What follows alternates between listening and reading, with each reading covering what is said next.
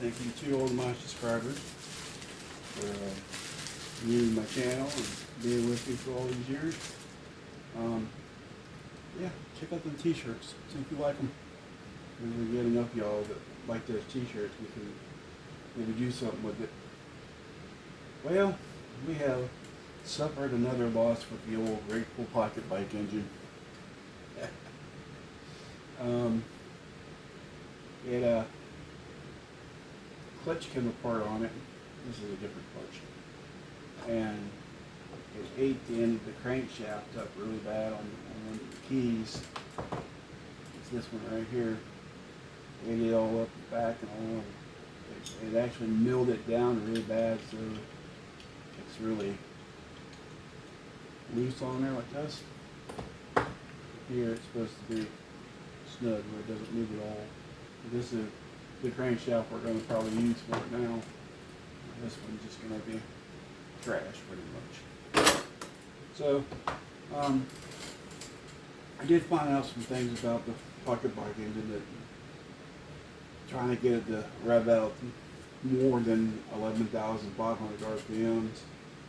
I wanted to get up in the neighborhood of 16 or 17,000 RPMs, and the crank seals, they were 14 millimeters by 25s, and these main shafts they're 15, so we were scrubbing off some pretty bad power on those, two of those. Got some new crank bearings in for the crank. Gonna do some different stuff this time with the crank bearings, and got a new piston coming for it. It's a single ring piston. It's made in Germany, so that'll be here shortly, hopefully. I'll do that build back up. I got a couple things we got for it. Got the old knowledge wire hooked into the coil. I did have to cut this back pretty far and get that spike to be exposed, and then I glued it, and then I taped it with some fiberglass tape. And let's just upgrade the spark. I'm going to be doing some more reed valve stuff to it. The reed's a little wider and longer.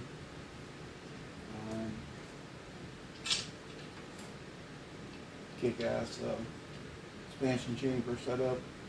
This thing sounds really good when it runs. And it gives it a lot of power, a lot of wind power. And I will say that this motor here, when we run it, it has so much torque that I've built in so much torque, it bends the pins on the insides of these cups really bad, and it loosens all the screws up on this transmission. I have to constantly put Loctite on it, go over it. It's just a little torque monster. So we're going to get that little thing put back together and get it put back on the 2.0 blackout car.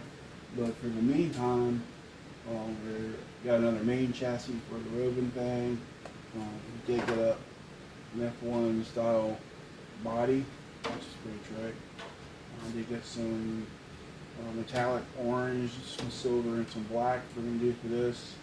Got some flames and decal, 74 decals for it. We put it on there for the body. Get a bumper for it, some new tires. Kind of going all out on that. But that's what we're kind of working on now. Thanks for hanging in there with me. Most of y'all know I have it pretty hard. Not too hard. It's pretty hard being a wonderful amputee, but just trying to make things do and trying to figure things out and stuff. Appreciate it, guys.